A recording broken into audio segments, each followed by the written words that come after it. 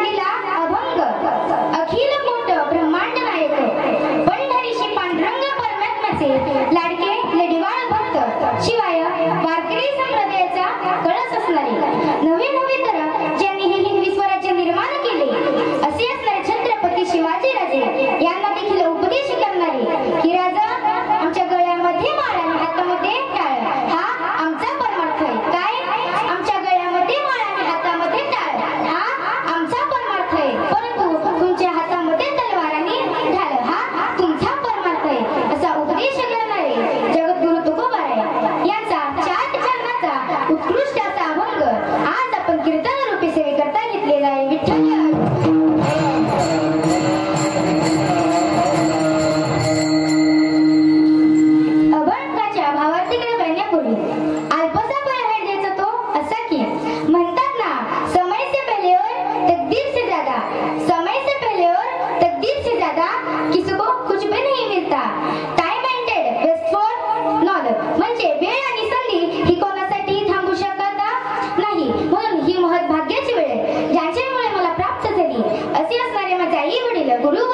आणि तुम्ही सर्व ग्रामस्थ मंडळी मी तुमच्या चरणी नतमस्तक होते आणि माझ्या सेवेकडे वळते. विठ्ठल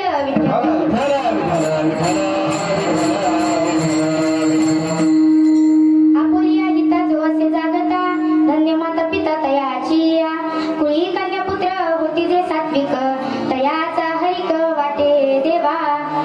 अभंगाचा सरळ सरळ भावार्थ असा आहे की जो आपल्या हिताच्या ठिकाणी जागा आहे तो धन्य आहे व त्याचे आई वडील सुद्धा धन्य आहे व या धन्य माता पित्यांच्या पोटी सात्विक कुळात पुत्र किंवा कन्या जन्माला येतात याचा हर्ष आणि आनंद देवाला वाटतो. आता देवाला हर्ष वाटतो तर का? कारण ते नित्य नेमाने गीता आणि भागवत इत्यादी ग्रंथांचं श्रवण करतात म्हणून अशांची सेवा माझ्या वाटीला आली हे मी माझं परम भाग्य समजतो असे तुकाराम महाराज या अभंगात सांगतात. विठ्ठल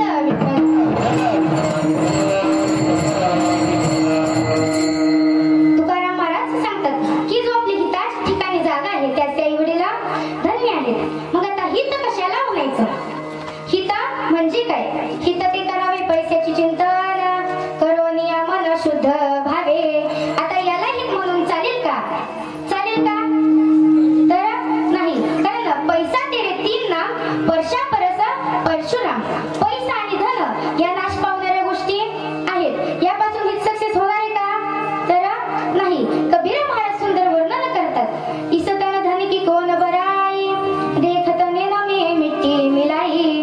मग हित कोणतं करावं? हित ते करावे संसाराचे चिंतन करोनिया मन शुद्ध भावे.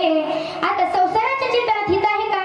तर नाही, कारण संसार या धन्यतेच्या लायकीचा असता तर संत मायबापाचे म्हणलेच नसते. दुःख बांधवडी आहे हा संसार.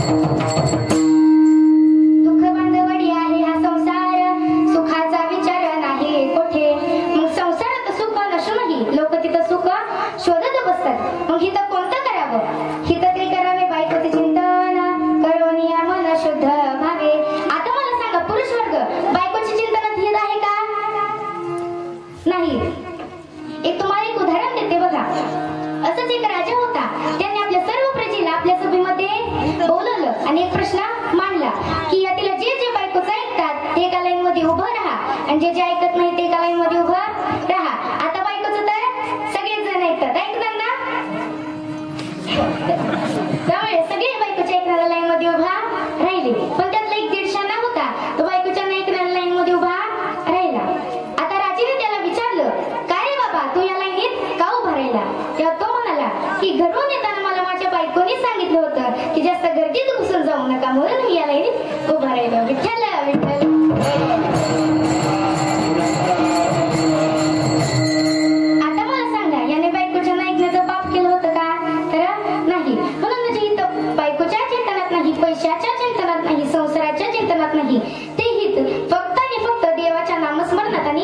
कीर्तनात आहे, हित ते करा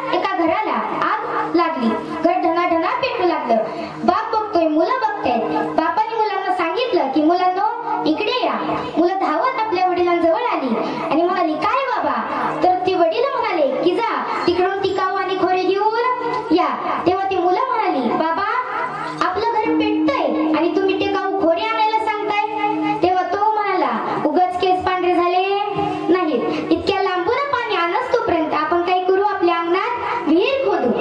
आता मला सांगा, त्याला तिथं किती जरी खोदलं तरी पाणी लागणार आहे का? तर नाही. आणि शक्यतो पाणी लागलं तोपर्यंत घर राहणार आहे का? तर नाही. म्हणून काही जागे आहेत पण त्यांना हित कळत नाही. विठ्ठल विठ्ठल.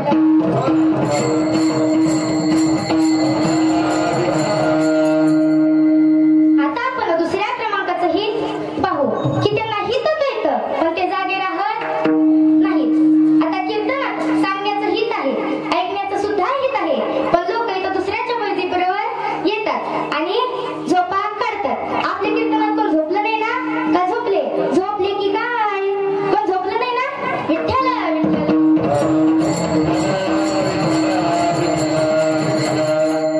आता आपण तिसऱ्या क्रमांकाचं हित पाहू की त्यांना हित हे कळत नाही, ते जागेही राहत नाहीत. उलट ते आपल्यासारख्या लोकांना धमक्या देतात की पाप म्हणजे भलताप आणि पुण्य म्हणजे धमकी. पण जोपर्यंत जीवन आहे तोपर्यंत आनंदाने जगायचं, त्या भगवंताचं नामस्मरण करायचं.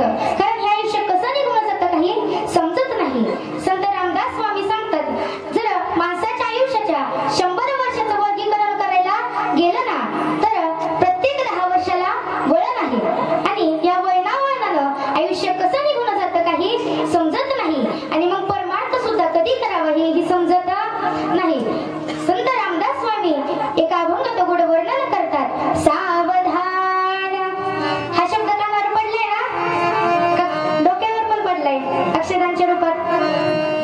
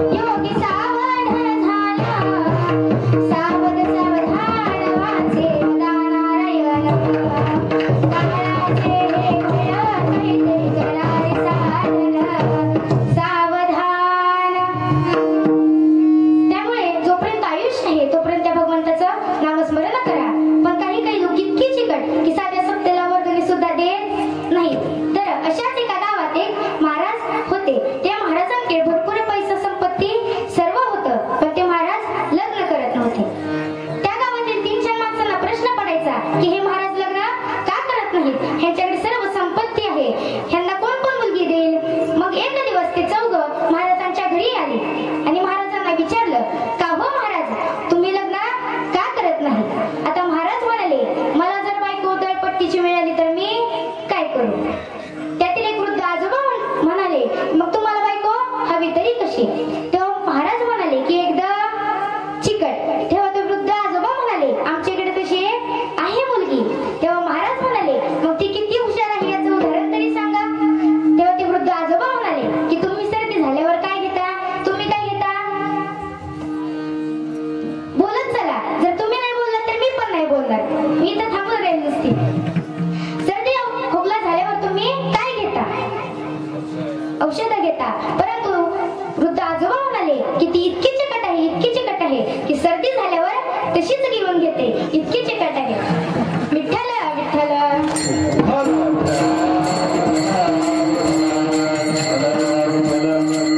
आता महाराज म्हणाले, मला मुलगी पसंत आहे. मग त्या ठरल्याप्रमाणे दोघांचं लग्न झालं आणि लग्न झाल्यानंतर 15-20 दिवसांनी त्या गावात अखंड हरिनाम सप्ताह बसला. आता अखंड हरिनाम सप्ताह म्हटला की गाणारे, वाजवणारे, धुमाकूळ घालणारे यांना जावंच लागतं. महाराज उठले आणि म्हणाले आपल्या बायकोला, बायको येते का कीर्तनाला? आता बायको म्हणाली, मी काही येत नाही, तुम्हीच जावा. मग महाराज कीर्तनाला आले आणि कीर्तनात बसले ना बसले तेवढं त्यांना आठवलं की बायकोने सकाळी देवापुढे जो दिवा लावला होता तो विजवला का नाही हे पाहण्यासाठी पुन्हा बोंबलत घरी आले आणि दरवाजावर थाप टाकली. थाप टाकली तशी बायकोने दरवाजा उघडला. बायको म्हणाली, का हो, इतक्या लवकर कीर्तन संपलं का? कोणता महाराज बोलवला? तो म्हणाला, अगं कीर्तन काही संपलं नाही, तर तू जो देवापुढे सकाळी दिवा लावला होता तो विजवला का नाही हे पाहण्यासाठी मी तिथनं घरी आलो. आता बायको म्हणाली, तुम्ही काय मला इतकी येड समजता का? मी या हाताने लावला आणि या हाताने विजवला. विठ्ठल विठ्ठल.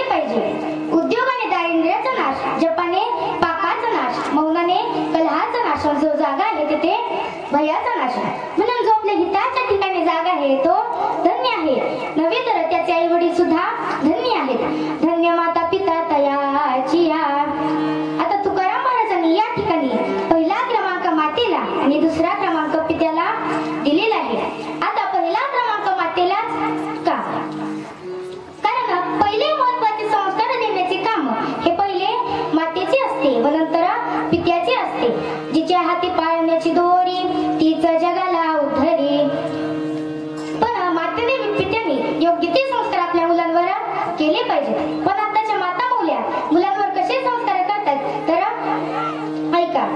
एकदा दोघी मैत्रिणी एका बागेमध्ये भेटल्याच्या नंतर त्या दोघींच्या गप्पा सुरू झाल्या. आता बायकांच्या गप्पा म्हणल्या की कोणता सब्जेक्ट कुठं घेऊन जातील काही सांगता येत नाही. त्या दोघी आपल्या बोलू लागल्या. तेवढ्यात पहिल्या मैत्रिणीचं लक्ष दुसऱ्या मैत्रिणीच्या मुलाकडं गेलं आणि ती तिला म्हणाली, का ग तुझा बंट्या तर फारच उड्या मारतो. ती दुसरी म्हणाली, अगं त्याचं काय झालं सांगू का? हा जेव्हा 8 महिन्याचा गर्भात होता तेव्हा आम्ही जोडीने सर्कस पाहायला गेलो होतो आणि त्यातल्या माकडाचा परिणाम याच्यावर झाला, त्यामुळे हा इतक्या उड्या मारतो. आता पहिली काही कमी होती का? ती म्हणली, तुझ्या बंट्याचं जोड माझ्या पिंट्याचं सांगते. हा जेव्हा 8 महिन्याचा गर्भात होता तेव्हा आम्ही जोडीने शोले पिक्चर पाहायला गेलो होतो. शोले पिक्चर माहिती ना सर्वांना? त्यातील गब्बरचा परिणाम याच्यावर झाला, त्यामुळे त्याने जन्मताच प्रश्न केला, मा कितनी आदमी थे? असे संस्कार आहेत. पण संस्कार कसे करावे तर एक मध्यवर्गीय गृहस्थ आपल्या मुलाला घेऊन भर दुपारी एका शेतातून जात होता. त्या शेतातून जात असताना त्या शेतात एक शेतकरी जमीन नांगरत होता आणि आकाशाकडे बघून म्हणत होता, देवा काय करावं काही समजत नाही. कालपासून मुलं उपाशी आहे, कारभानीच्या पोटात अन्नाचा कण नाही, काय करावं काही सुचत नाही. हे शब्द त्या मुलाने व त्याच्या वडिलांनी ऐकले. हे शब्द ऐकून त्या मुलाच्या मनात काहीतरी झाले. तो मुलगा म्हणाला, बाबा या शेतकऱ्याचा शर्ट त्या झाडाला अडकवलेला आहे ना, त्या शर्टाच्या खिशात आपण 2-3 दगड टाकू, मग खूप मजा येईल. तेव्हा ते वडील म्हणाले, नाही रे बाळा, आपण त्या शर्टाच्या खिशात 2 चांदीचे नाणे टाकू. तेव्हा तो मुलगा म्हणाला, नाही बाबा, आपण दगडच टाकू. तेव्हा ते वडील म्हणाले, 2 चांदीचे नाणे टाकू, तू बघ तरी किती मजा येते. त्या मुलगा नाईलाजाने तयार झाला आणि त्या शेतकऱ्याच्या शर्टाच्या खिशात 2 चांदीचे नाणे टाकले. ते दोघे एका झाडाच्या मागे लपून बसले.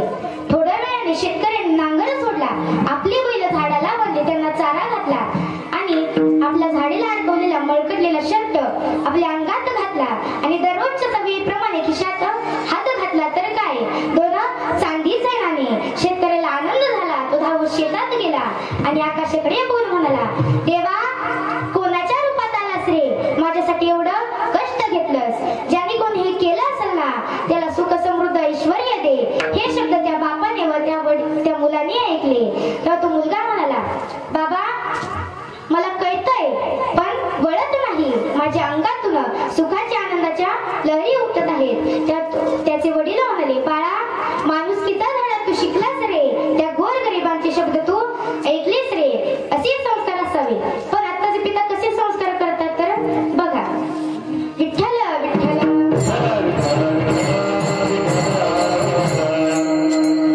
एक 16 वर्षीय तरुण मुलगा पानटपरीवर गाय छाप खोत होता. तेवढ्या तिकडून त्याचा बाप आला. तेव्हा तो उठला आणि टपरीच्या मागे जाऊन लपला. तेव्हा त्याचे मित्र म्हणाले, आता कसा भिला बापाला?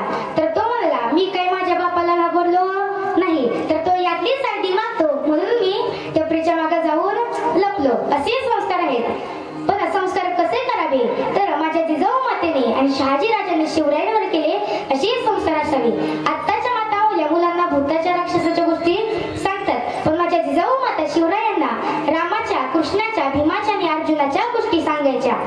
माझ्या जिजाऊची पुण्याई कशी आली हो फळाला, माझ्या जिजाऊची पुण्याई कशी आली हो फळाला, तो बापाचा बाप वाघ शिवबा जन्मला, तो बापाचा बाप वाघ शिवबा जन्मला.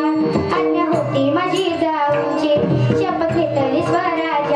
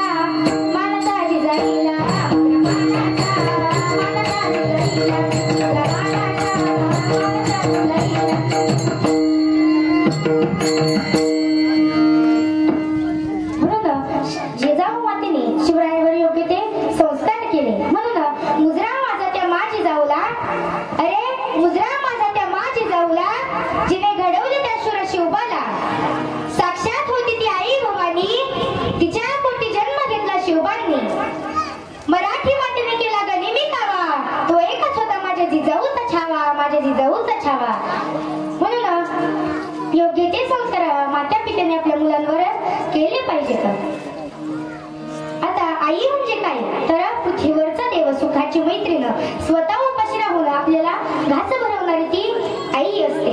एका कवीने सुंदर वर्णन केले आहे. आई तुझ्या मूर्ती वाणी या जगात मूर्ती नाही.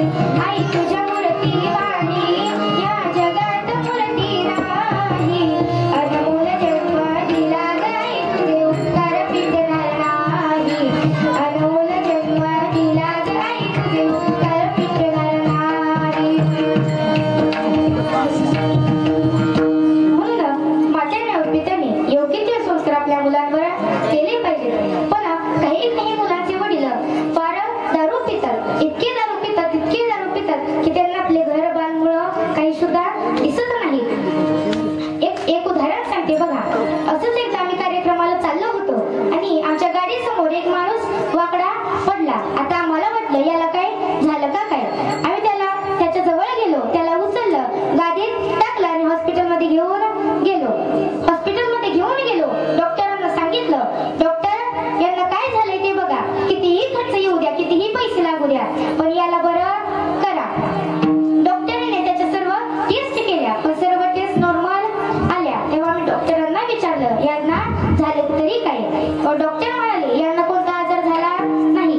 तर त्यांनी काल रात्री इतकी दारू पिली होती, ती दारू अजून सुद्धा उतरली नाही. त्या नशेत त्यांनी शर्टाचं बटन पॅन्टच्या हुक मध्ये लावलं, त्यामुळे हे असे वाकडे पडले. विठ्ठल विठ्ठल. म्हणून दारूबंदी झालीच पाहिजे. क्या किया रे,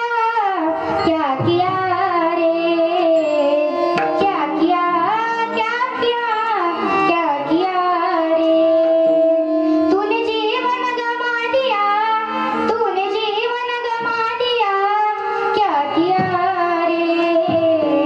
जिसे पाना था उसको तो खो दिया रे. जिसे पाना था उसको तो खो दिया रे. जिसे पाना था उसको तो खो दिया. अमृत छोड़ा पीता है शराब रे. भगवान के नाम से मुँह मोड़ लिया. अमृत छोड़ा पीता है शराब रे. भगवान के नाम से मुँह मोड़ लिया. क्या किया रे.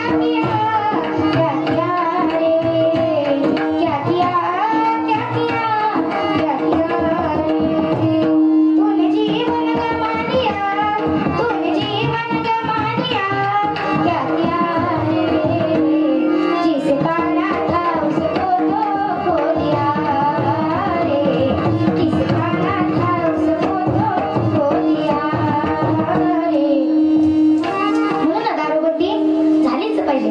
म्हणून मात्यानं व पित्याने योग्य ते संस्कार आपल्या मुलांवर केले पाहिजेत. मग या धन्य मात्या पित्यांच्या पोटी सात्विक कुळात पुत्र किंवा कन्या जन्माला येणं यात नवल काय. तर अभंगाचं द्वितीय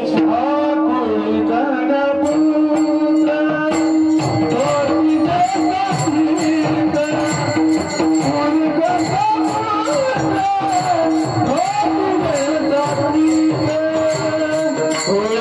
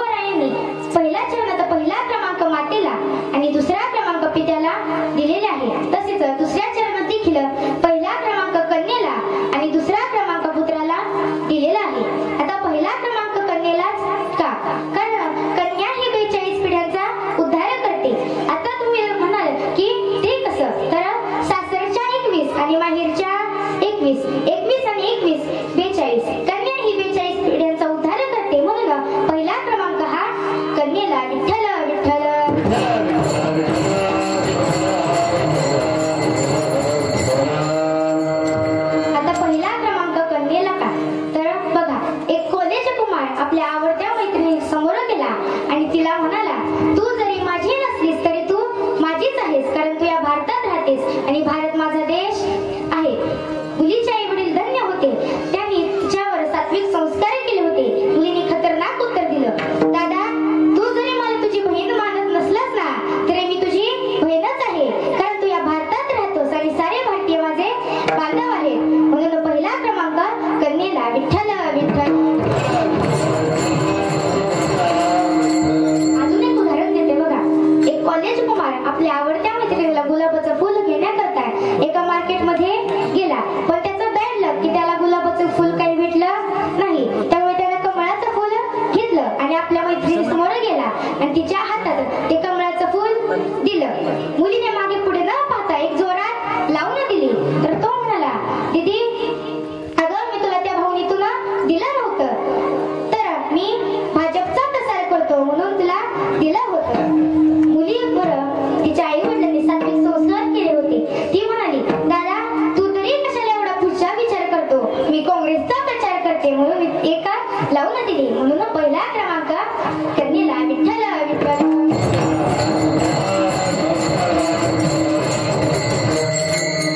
आता पुत्र म्हणजे काय, तर जो नरकातून तारतो त्याला पुत्र असे म्हणतात.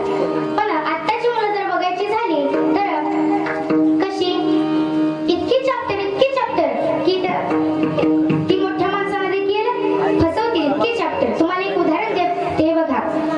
एका शाळेत एका शिक्षिकेने एका मुलाला सांगितले की तू उद्या येताना इंग्लिशचे 5 शब्द पाठ करून ये.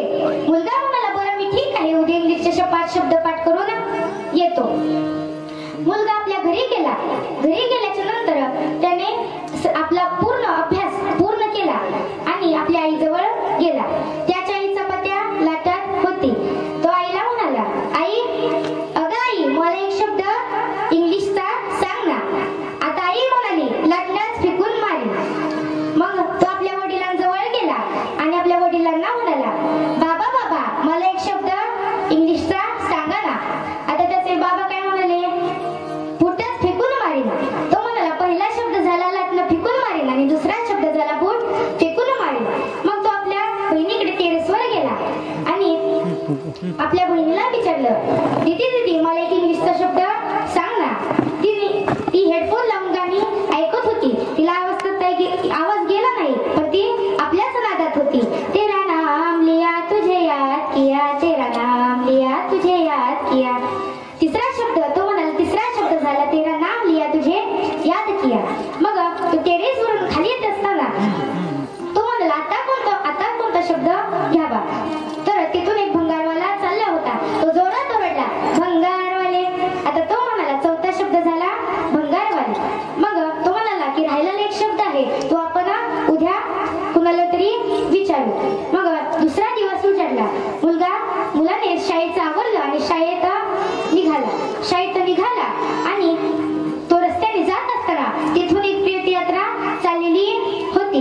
त्याने त्या प्रेत यात्रातील एका माणसाला विचारले की काका यांना काय झालं. आता तो म्हणाला, तो मेला. मग तो म्हणाला, आता 5 शब्द झाले. पहिला लाटणं फेकून मारीन, दुसरा बूट फेकून मारीन, तिसरा तेरा नाम लिया तुझे याद किया आणि चौथा शब्द भंगारवाली आणि 5वा तो मेला. मग तो शाळेत पोहोचला. शाळेत पोहोचल्याच्या नंतर शिक्षिकेने प्रार्थना घेतली, हजेरी घेतली आणि त्या मुलाला उभं केलं आणि विचारलं, सांग आता इंग्लिशचे 5 शब्द सांग. मग तो म्हणाला, लाटणंच फेकून मारी. शिक्षिका म्हणाली, तू शब्द पाठ करून आलास की नाही. तो म्हणाला, बुटच फेकून मारीन. शिक्षिका म्हणाली, तू इंग्लिशचे 5 शब्द पाठ करून आला नाहीस, मग घरी जाऊन केलं काय. तर तो म्हणाला, तेरा नाम लिया तुझे याद किया, तेरा नाम लिया तुझे याद किया. शिक्षिका म्हणाली, तू या शाळेला समजले तर काय. तर तो म्हणाला, भंगारवाले. विठ्ठल विठ्ठल.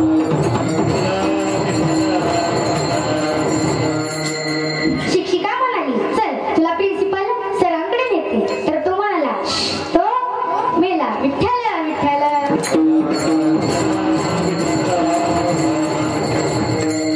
इतके विचित्र मुलं आहेत. पण पुत्र कसा असावा, तर साने गुरुजींसारखा ज्ञानोबरायांसारखा तुकोबरायांसारखा आणि भगीरथ राजासारखा. भगीरथ राजाचा कथा मग सर्वांना शक्यतो माहित असेल. सागर राजाला किती पुत्र होते तर 80,000 पुत्र होते. पण एका ऋषींच्या श्रापामुळे ते सर्व भस्मखाक झाले. पण त्याच कुळात भगीरथ नावाचा राजा जन्माला आला आणि त्याने स्वर्गातून गंगा आणून सर्व पूर्वज आपले मुक्त केले. आता सुरुवातीपासून जर पाहायचं झालं तर भगीरथ राजाने गंगा मातेची आराधना सुरू केली. तेव्हा गंगा माता भगीरथ राजाला प्रसन्न झाल्या आणि गंगा माता म्हणाल्या, बोल तुला काही पाहिजे. भगीरथ राजाने सर्व हकीकत गंगा मातेला सांगितली. तेव्हा गंगा माता म्हणाल्या, हे सर्व ठीक आहे, पण मी एवढ्या उंचीवरून खाली येईन तेव्हा मी जर सरळ पाताळात गेले तर सर्व पापी माझ्यात आंघोळ करतील, मग मी ते पाप कोठे घालू. तेव्हा भगीरथ राजा चिंतेत पडले. त्यांनी भगवान शंकराची आराधना सुरू केली. हे भोळ्या शंकरा, हे भोळ्या शंकरा, आवड तुला बेलाची, आवड तुला बेलाची, बेलाच्या पानाची. हे भोळ्या शंकरा, हे भोळ्या शंकरा. तेव्हा भगवान शंकर भगीरथ राजाला प्रसन्न झाले. तेव्हा भगीरथ राजाने सर्व झालेला कथाभाग भगवान शंकरांना सांगितला. तेव्हा भगवान शंकर म्हणाले की श्री विष्णूंच्या चरणातून आलेली गंगा मी माझ्या माथ्यावर धारण करायला तयार आहे. मग पुन्हा भगीरथ राजा गंगा मातेजवळ गेला आणि गंगा मातेला म्हणाला, तुम्ही म्हणताय ना की तुम्ही जेव्हा मी एवढ्या उंचीवरून खाली येईन तेव्हा माझा वेग कोण अडविल, तर तुमचा वेग भगवान शंकर अडवतील. तेव्हा गंगा माता पृथ्वीवर येण्यास तयार झाल्या. मग भगीरथ राजा पुढे पुढे आणि भगवान आणि गंगा माता त्यांच्या मागे मागे. पण मध्येच येत असताना जान्हवी ऋषींनी गंगा गिळाली. मग भगीरथ राजा जान्हवी ऋषींजवळ गेला आणि जान्हवी ऋषींना सर्व हकीकत सांगितली. तेव्हा जान्हवी ऋषींनी आपली मांडी कापून गंगा परत केली व ज्या ठिकाणी भगीरथ राजाचे पूर्वज भस्म झाले होते त्या ठिकाणी गंगा जाऊन स्पर्श केले. त्यामुळे भगीरथ राजाचे सर्व पूर्वज हे पाप मुक्त झाले. म्हणून पुत्र कसा असावा तर ज्ञानोबा तुकोबरायांसारखा. म्हणून या धन्य माता पित्यांच्या पोटी सात्विक कुळात कन्या किंवा पुत्र जन्माला येतात. याचा हर्ष आणि आनंद देवाला वाटतो. हेच तुकोबरा या भंगाच्या तृतीय चरणात सांगतात. गीता भागवत भागवत गीता भागवत करे श्रवणा.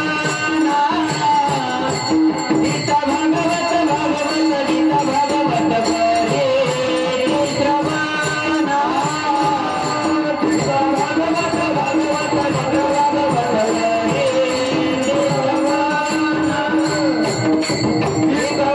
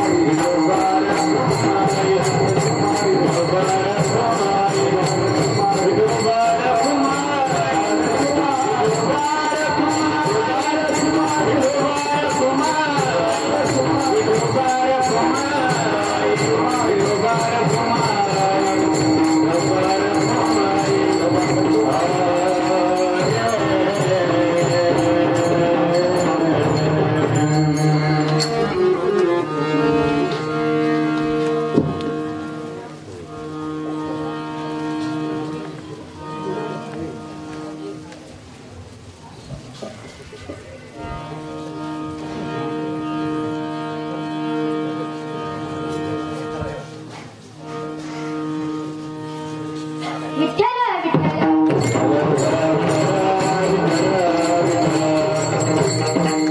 आपल्या कीर्तनाची नियोजित वेळ ही जवळपास संपलेली आहे. पण शेवटी जाता जाता तुम्ही माझ्या कीर्तनातून काही जरी घेऊन गेला नाही ना, तर एक गोष्ट मात्र नक्की घेऊन जा. माझ्या वडिलांच्या वयाच्या व्यक्ती या ठिकाणी उपस्थित आहे.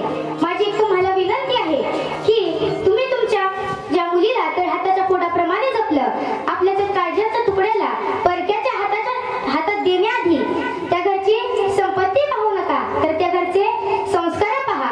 कारण जर तुम्ही त्या घरची संपत्ती पाहून मुलगी दिली ना, तर ती मुलगी कधीच सुखात राहणार नाही.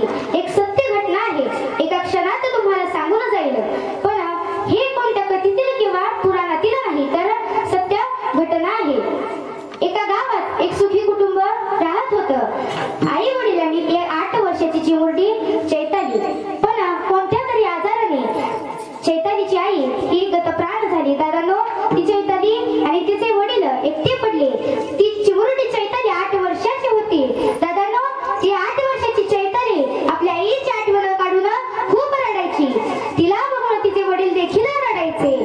पण आपल्या चैतालीला आपली सावत्र आई खूप त्रास देईल म्हणून तिच्या वडिलांनी दुसरं लग्न करण्याचं टाळलं. ती 8 वर्षाची चिमुरडी चैताली दररोज आपल्या वडिलांसाठी चपात्या करायची. त्याचे चैतालीचे वडील आपल्या चैतालीच्या हातच्या जळक्या चपात्या सुद्धा आवडीने खायचे. पण हळूहळू चैताली मोठी होऊ लागली. चैताली 10वीला गेली. त्या गावातील लोक म्हणू लागले, अरे रामा, आता तुझ्या चैतालीचं लग्न कर. चैताली मोठी झालीये. लग्नाचा विचार जरी केला ना, तरी दोघं मायबाप खूप रडायचे. पण चैतालीचं कल्याण व्हावं म्हणून चैतालीच्या वडिलांनी एक श्रीमंत घरानं पाहिलं. उद्या चैतालीचं लग्न होतं. लग्नाच्या आदल्या दिवशीची रात्र होती. सर्वांनी जेवणे केली आणि झोपायला गेले. पण तो बाप मात्र एका उशीत डोकं घालून खूप रडत होता. एवढ्यात चैताली जेवणाचं ताट घेऊन आपल्या वडिलांजवळ आली आणि आपल्या वडिलांना म्हणाली, बाबा, अहो बाबा, मी गेल्यानंतर तुम्ही रडू नका. वेळेवर जेवत जा, वेळेवर औषध गोळ्या घेत जा. दोघांची नजर झाली. दोघं एकमेकांच्या गळ्यात पडून खूप रडले. दादा, उद्या चैतालीचं लग्न होतं. चैतालीच्या लग्नाचा दिवस उजाडला आणि चैतालीचं लग्न झालं. चैताली सासरला निघाली. पण त्या बापाने रडावी तरी कसं? एरवी जर पुरुष रडू लागला तर लोक नावं ठेवतात की पुरुषांसारखा पुरुष बायकांसारखा रडतो. पण सोपं आहे का? लहानाचं मोठं करायचं, तर हाताच्या फोडाप्रमाणे जपायचं आणि एका क्षणात परकेच्या हाती दिला. मुलीचा बापच व्हावं लागतं, मुलीचा बापच व्हावं लागतं. चैताली आपल्या सासरला गेली. पण ती सासरचे लोक चैतालीला खूप त्रास देऊ लागले. चैतालीला खूप मारायचे. एक दिवस चैतालीच्या सासूने चैतालीला सांगितले की जा, तुझ्या बापाकडून 35,000 रुपये घेऊन ये.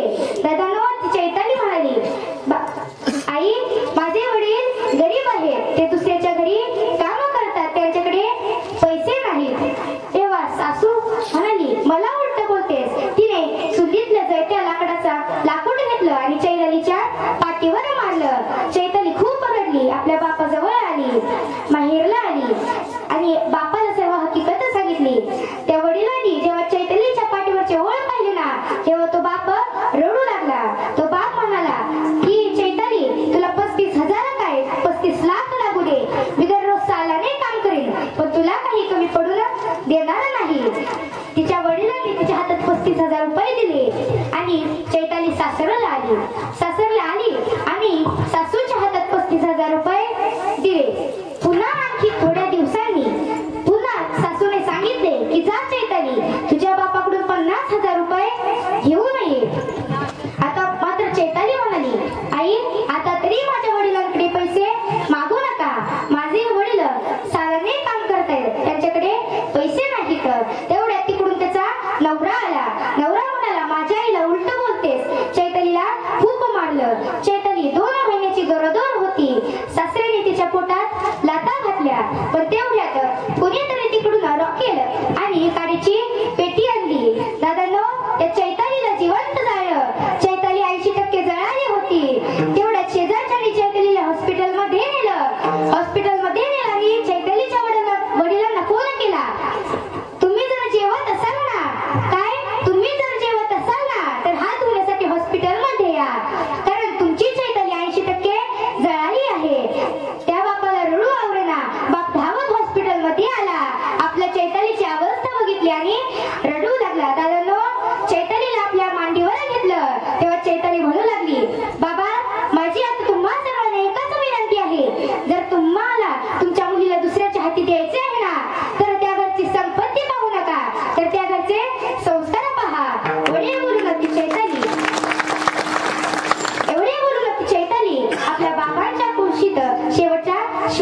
घेतला. म्हणून शेवटी जाता जाता तुम्ही माझ्या कीर्तनातून काही जरी घेऊन गेला नाही ना, तरी एवढी एक गोष्ट मात्र लक्षात नक्की घेऊन जा.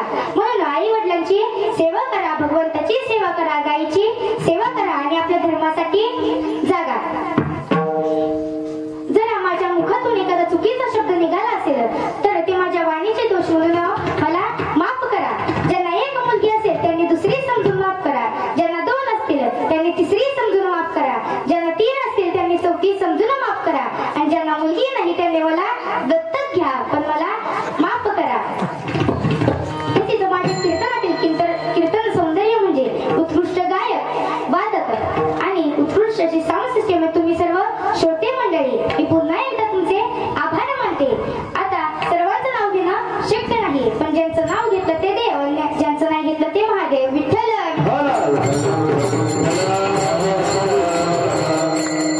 म्हणून झालेली सेवा भगवंताच्या चरणी, आई वडिलांच्या चरणी, गुरुवर्यांच्या चरणी आणि तुम्हा सर्व ग्रामस्थ मंडळींच्या चरणी समर्पित करते आणि याच ठिकाणी सेवेला पूर्ण विराम. ज्ञानेश्वर